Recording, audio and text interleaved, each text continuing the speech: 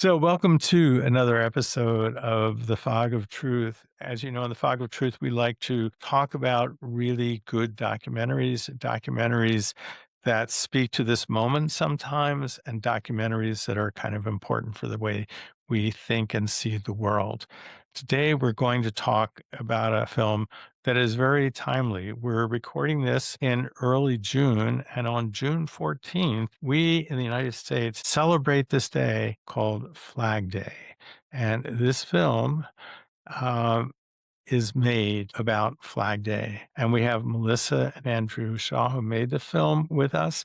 And thank you first for being here. So, the first thing I need to ask you is why Flag Day? Jump in? Yeah, we had started visiting Southwest Michigan from Austin to get out of the heat in the summer. And we were working on a project and we needed to have some help with our kids. And we hired a young girl who just graduated from high school. And we met her and she said, "Oh, come to Flag Day. We have a parade in my town." And it's about 4 miles from where we stay in the summer. And so we went and we're just kind of blown away by the community's involvement. And Sandra, our sitter, was actually Miss Three Oaks that year and was on top of the float. And her father built the float. And, that was the beginning of our relationship with the town of Three Oaks and the community. And over the years, we've been spending 13 years up there now in the summer times, and we just have gotten more connected with the community originally through Sandra and her family, and through other members in the Three Oaks community. And we go to the parade every year. We've been going for 13 years, and Hmm. our kids grew up. They were young when we moved up there. They're not as young now. And, we just were always so struck by the sense of community and connection and how important that one day of the year was to that particular community. And a few years ago, we were just wrapping up another film, a narrative film, and it just struck us. We were coming up on the election year in 2024. It struck us that this could be a really lovely, compelling observational documentary if we find a way to sort of document this event, not just the parade, but the preparations for it, all the little dramas taking place behind it, during it. And we were fortunate that the local community up there was very interested.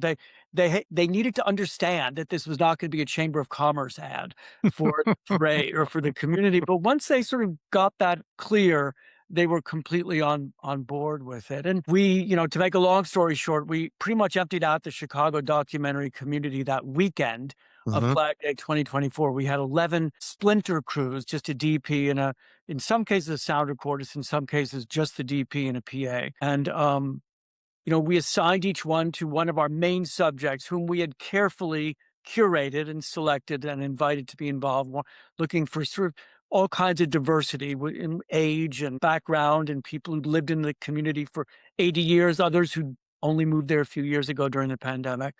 And we didn't really know until we looked at the footage after the day wrapped what we'd have. We knew that we'd have something. We knew what the weather was great, and we loved what we were seeing with our eyes, but it was all those little moments of drama and comedy in some cases underneath within the parade that really inspired us as editors. John, Christina? Yeah, can you tell us a little bit more about your background? 'Cause I know, Melissa, you're from California, Yeah. and you both already mentioned that being from Austin. Like, was there just in shooting this, like, any sort of culture shock or something that surprised you about how different it is, as well as how similar it is to where you're from? Yeah, I think it's more difference than similarities. I grew up I was actually born in Michigan, but moved when I was a baby. But I grew up in San Diego and then moved to Los Angeles and went to film school there. And so when we first went to the parade, it was just kind of visually so, overstimulating in a sense. And all of the, things that were kind of clashing, who was marching in the parade and, what the people lining, the town just lines the streets. They come out in their front yard and they barbecue. And I had really never seen anything like that. And to be honest, it's like for a while I was thinking, why does everyone stay here? I always just wanted to get out as fast as possible, out of San Diego and see what else is there. And I think I've really learned to appreciate what community can offer you. And I think growing up in the suburbs in California, that was very foreign to me. I'm from New York City, from Manhattan, so couldn't be further away geographically and sort of culturally and, demographically. But, I've lived in never a town as small as Three Oaks, but I lived in Santa Fe in the 80s and early 90s. And I moved to Austin with Melissa 23 years ago. I've been teaching at UT Austin, all those years. But as Melissa said, it's really kind of foreign to our own backgrounds. But we've really enjoyed, really engaged with that part of the world. Neither one of us really knew the Midwest, for that matter. We only got to know that area because I applied for a job teaching at Notre Dame about 15 years ago, and they brought me out there. They offered me the job. I turned it down in the end, stayed at UT, which we're very happy we did. But when I was up there in South Bend, they took us out. They drove me out to what they call Harbor Country, this area near Lake Michigan, where Melissa and we turned down the job, but we loved that area. And our kids were young, as I mentioned earlier, and we were looking for some way to get out of the Texas heat in the summers. We'd been struggling with the Texas heat for about 8 years after we moved here in the summer times. And so that was sort of an escape for us. But we really have discovered a love of the smaller rural areas up there in the Midwest. One of the things I think is so important about this film, particularly now, as every day in the news, there's things about what Trump wants to do for the big anniversary of the country. And this film harkens to the old school sense of what patriotism is, the old school sense of what a country is. And it is so like 180 degrees from what is happening in Washington and the general spirit. And I think as one watches this film, you feel not just a nostalgia for what they're doing, but for what we once were as people in a profound way that only really documentaries can do well. It's like you feel what has been lost. And I think that is so incredibly powerful. Probably not what you originally wanted to do, but maybe somewhat, but it's what was really there. And it's I think the real value of this is how much we remember as kids things, not as big as that, but there were things we went to where we all felt part of something bigger and we all felt connected. And this film does that really, really well. John, what do you have to ask? You're muted, John. John, we can't hear you. I know. Unless you're whispering. No. I was trying to quiet down people in the room. Well, it actually dovetails into what I wanted to talk about, because I think the film kind of it's in this netherworld between like a Frederick Weissman approach, where you kind of put up a tripod and just let stuff happen in front of it for like a 24-hour period or longer and go, this is life. So you're not quite doing that because you're letting people talk and you're going to all these different folks.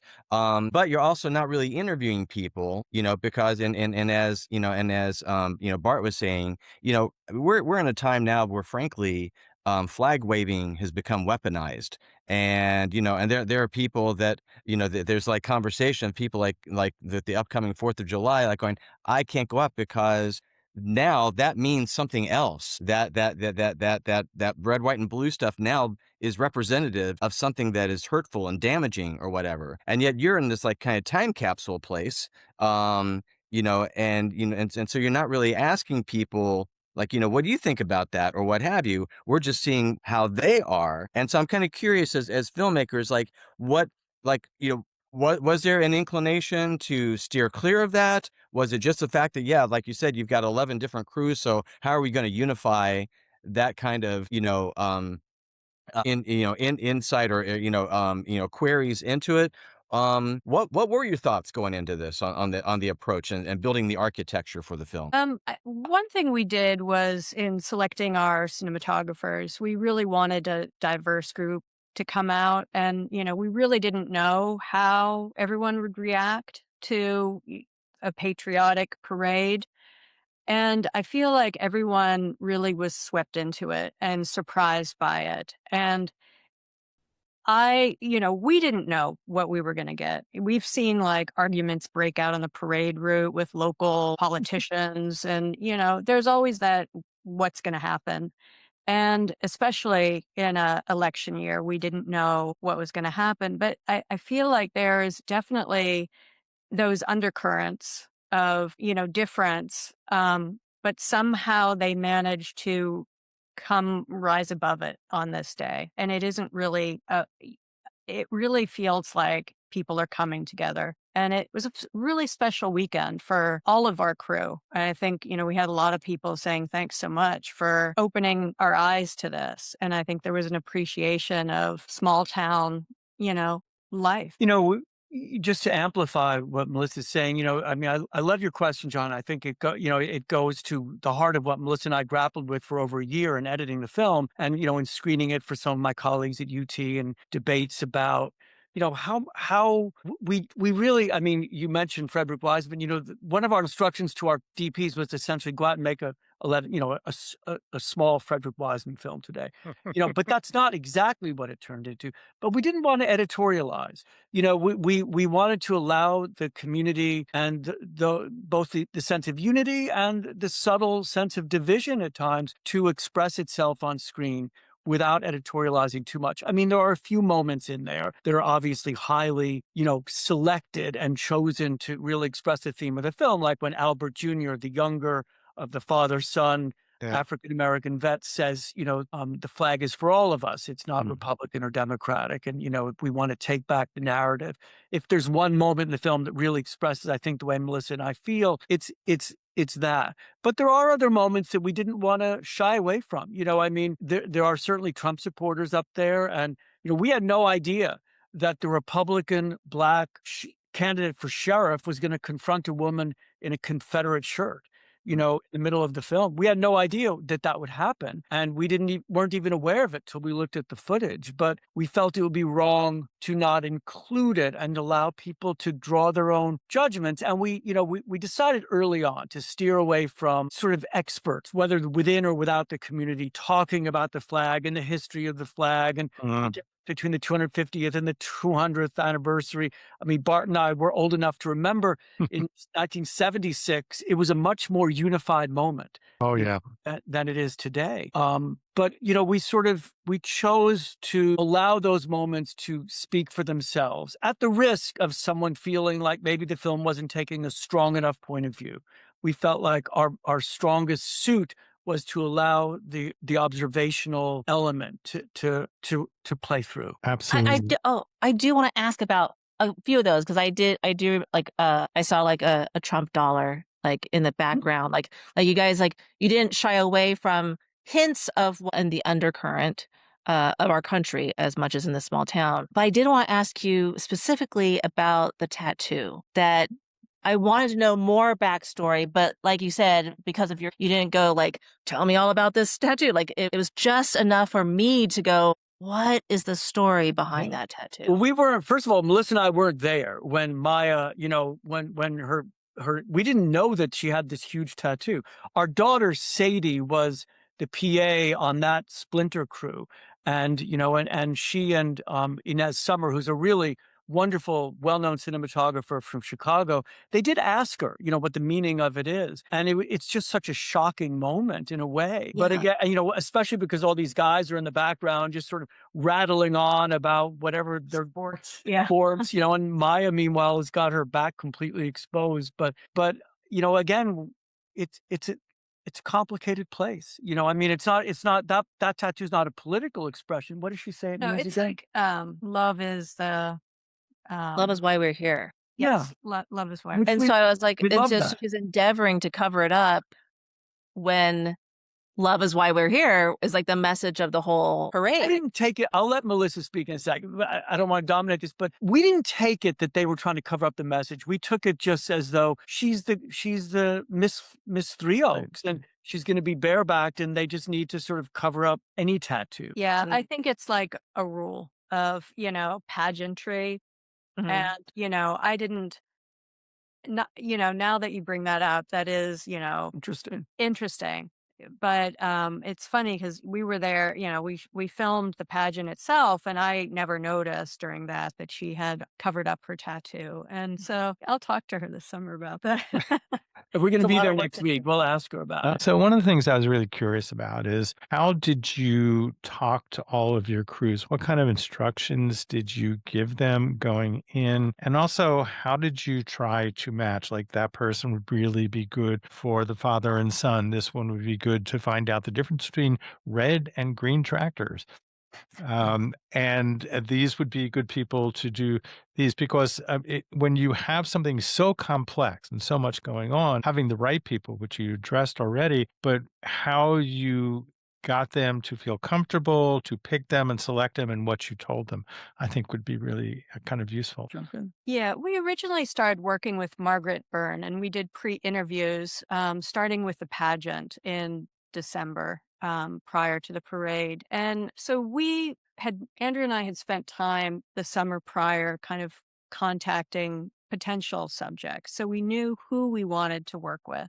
They were all on board. And then we had like 2 3-day shoots prior to the parade where Margaret and Shuling Yong was with us, and we kind of were able to connect with everybody. And then Margaret helped us too, we got it. We just knew the subjects well enough to know, lean into who we think they'd be paired well with. Yeah, Margaret was paired with the Soul Steppers, the Michigan City Soul Steppers, who are not from Michigan. I Michigan just think City's they actually are across the so border in amazing. Indiana.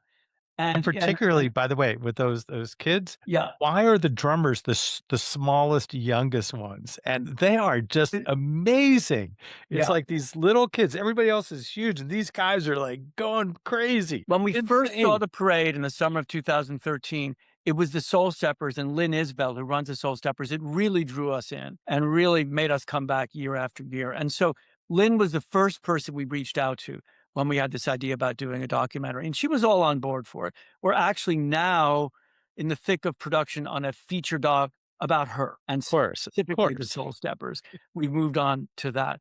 But we spent a lot of time, Melissa and I, interviewing DPs in Chicago at the suggestion of Margaret Byrne, also one of our former grad students here, Kyle Henry. I know Kyle very well. Of course, I knew you would. And Kyle had actually put me in touch with Margaret originally about 10 years ago. And between them, we were introduced to a lot of the best DPs in Chicago. And we tried to match them as best we could, knowing what we knew. But, that in the end, it was introducing them and basically saying it was sort of a forced marriage. Here you go. You're going to be with these people for the next 3 days. I mean, we did talk about Frederick Wiseman. We talked about that more sort of observational approach. Some of our DPs were more vocal than others. Some of them asked more questions. We asked people to shoot handheld. We tried to just unify the cameras as much as possible, but in the end, we had a lot of Sony cameras. We had a Canon, we had a Blackmagic, we had a Panasonic. We did our best to shoot in the same codec, but it was a little older. We did our best with it.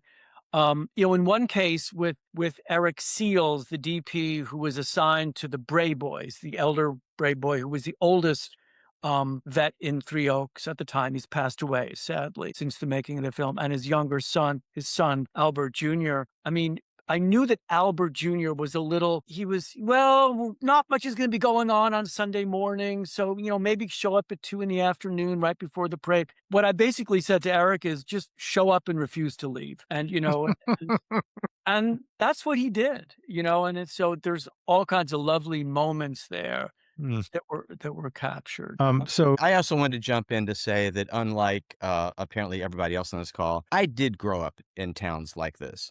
And in Greenfield, Indiana, outside of Indianapolis, Inglewood, Florida, which was so small that we didn't get our first McDonald's until I left for college, because it was that tiny. And my friends in LA used to make fun of me, saying that I thought that I was living in Inglewood, California, next to LA, when in fact I was actually in Inglewood, Florida, and in a much tinier thing. So and so so it was easy for me to recognize a lot of the archetypes and a lot of the people in this film. And I will say, because of that, the funniest moment for me was actually when the town's Betty White character, when our bus driver, when it becomes her a devout mission to make sure that somebody gets to actually be presented with their trophy, and spends so much of the film and is so enthusiastic, and it's become such an important thing to her, and then the presentation happens and it's like, okay, that was it. Right. But it was so, I mean, it gave us an ending. It gave us an ending that we had no idea that Deb would win, the horse, and she had left, before she could collect the prize, and she had to come Yeah. back. But the fact that it meant so much to Barbara, her mother, Yeah. was Very so, deep, us, very so, emotional. so lovely. Yeah, it became very dramatic.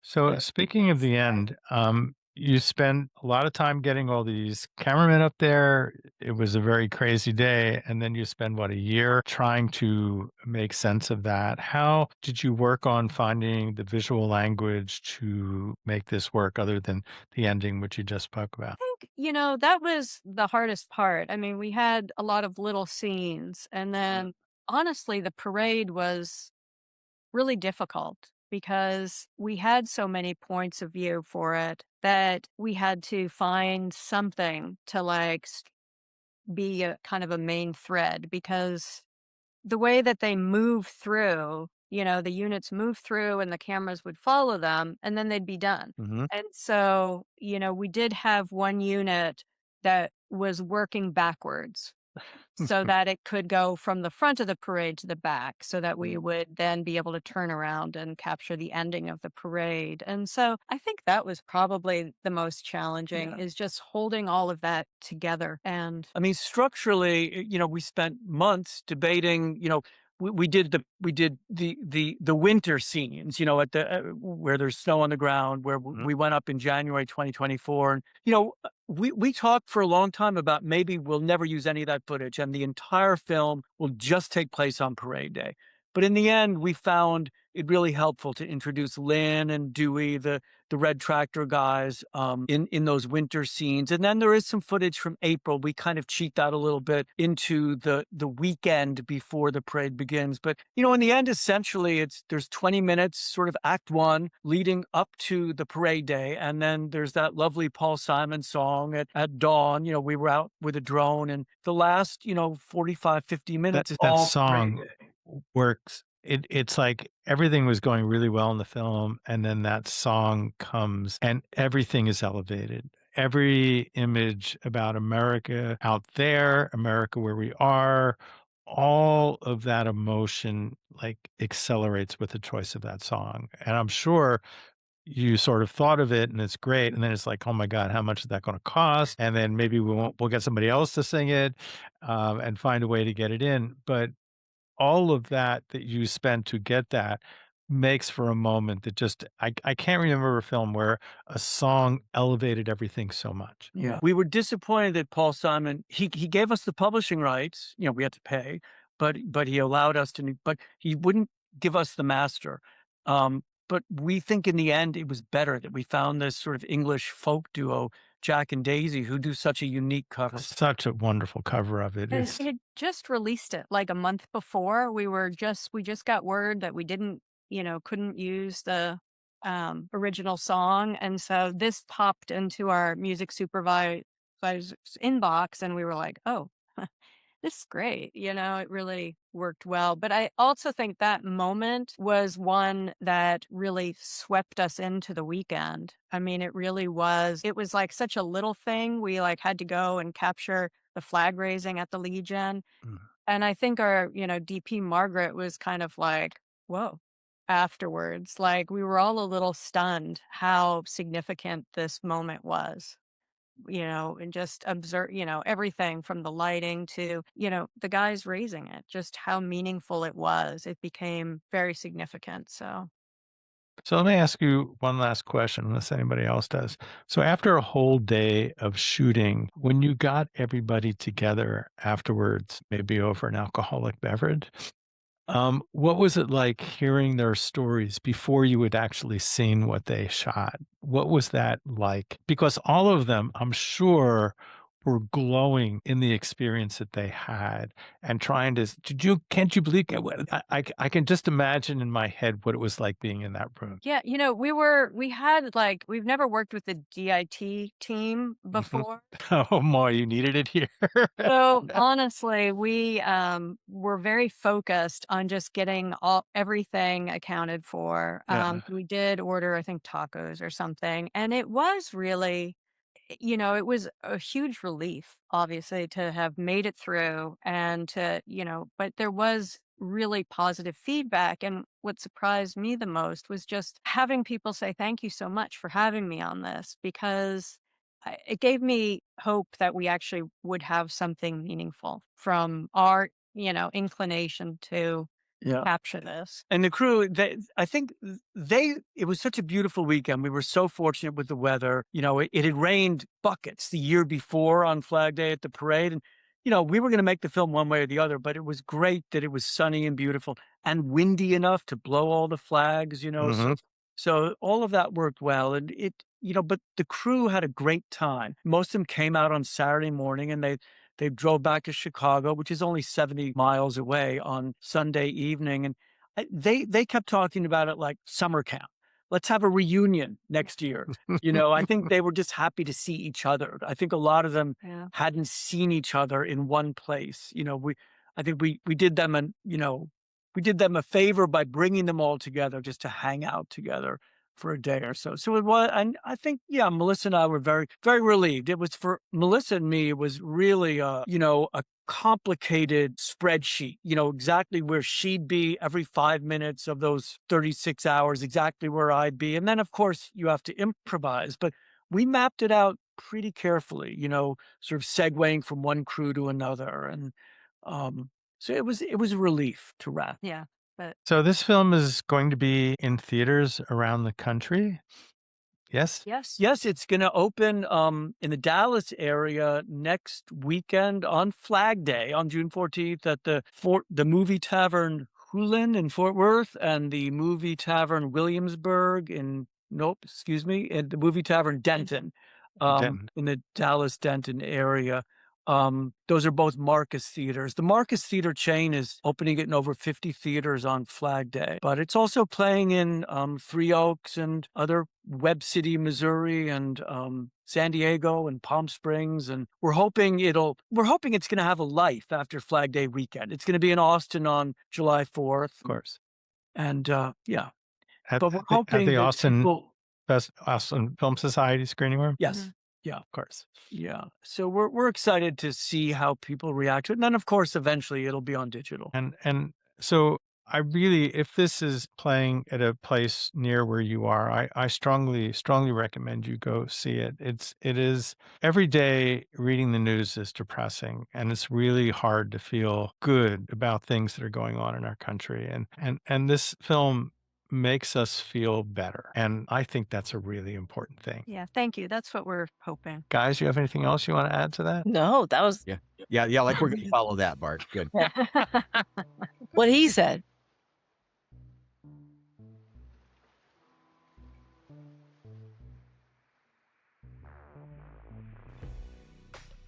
Thanks for listening to another episode of The Fog of Truth. If you enjoyed this show, please recommend it to some of your friends. I know you know someone who would really enjoy hearing us talk about the films we're talking about. The Fog of Truth musical theme was composed by Jeremiah Moore. If you have any thoughts, you can send us an email to disinfo@fogoftruth.com. If you have any films that you would like us to talk about, let us know. Thank you again for listening to our show.